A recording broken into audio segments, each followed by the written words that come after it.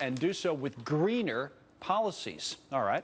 Dick Gephardt, former House Democratic leader, is the president and CEO of Gephardt Government Advisors. He joins us from Washington, D.C.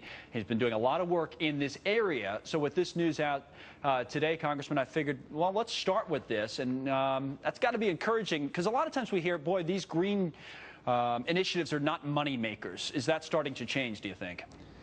I think it is. I think green construction and buildings and housing has been around for a long time. I think it's gotten a lot of momentum. I think a lot of your new office buildings and residential buildings, hotel rooms are being built with green features involved.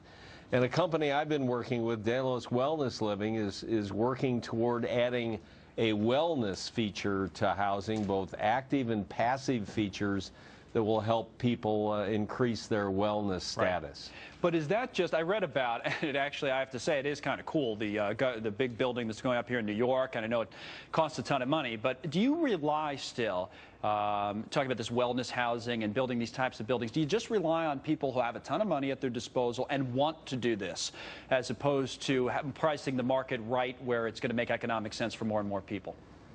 Well, not at all. So we've had to start with the higher end stuff because there's a lot of technology that you've got to perfect and get into these units.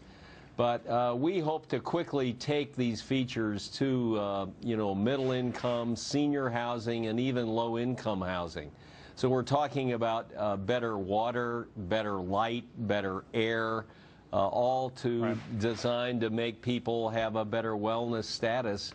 And we think it applies to all income groups and all kinds of housing. Well, let me ask you the key question on that, and it's been the debate now for however many years. Can you do it without, at this company and others, can you do it without government help, or you need subsidies from the government to do it?